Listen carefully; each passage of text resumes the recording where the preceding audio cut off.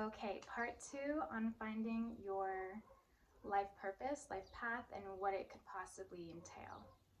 So we just spoke about my best friend and how I was given the opportunity to look at what she would be like if she had my life and what I would be like if I had her life, to figure out why I have this life.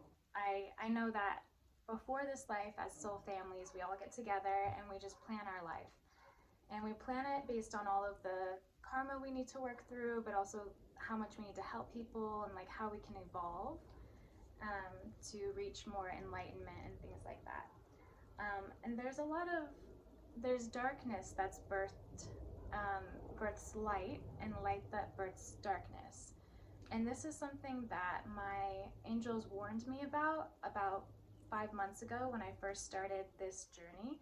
It was about a year ago when I first got into my Akashic records, and it was like a true vision, like there's nothing that's gonna stop the vision. That's how it was for me when I had that vision in my Akashic records, and I'll tell you guys about that in another video.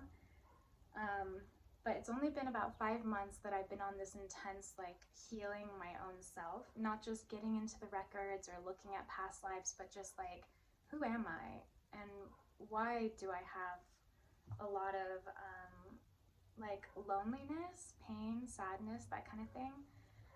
And so I want to share another story after I looked at the different lives that I could have had with my friend.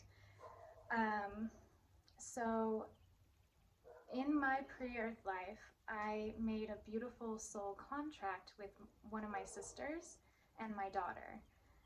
And I made it myself. I like saw myself like bouncing, la la la. I was a more adventurous spirit. I was like, yeah, let's do this. And in the contract, it was like, you will do this, like my older sister would do this, this, and this, and then I could do this, this, and this, and then blah, blah, blah. But because there was an order and there was a control to it, it didn't fulfill correctly in this life. And I had to go back and change the contract in my mind and like cut some of those cords. So you just like cut some of the cords, especially if it's like a black string, just. But with the contract, it's all written in gold, and I just had to change it. You can change it just with the willpower of your own heart. Just say, oh, okay, But I was really sad about this contract. I was like, why did I make this contract? Like, why did you guys let me make it? I feel like lame. I feel so lame that I just went about with my happy-go-lucky self and like made this contract that probably would never have worked in life. And they said it's because you needed to learn that you need to surrender and let go of your control. And that is a huge lesson, and I think it's a huge theme in a lot of people's lives. I think that that's a huge thing, is that we want to control things, or if we get hurt, we want to make that person pay, or we want to feel justified, like, I didn't mean that, I meant this, or whatever it may be. But when you let go of control and you realize that everyone's on their own path, they're on their own journey, and you can hold space for respect and kindness and compassion without letting it affect you. And so that's what I'm learning right now. But I would look into your life, because my life had a lot of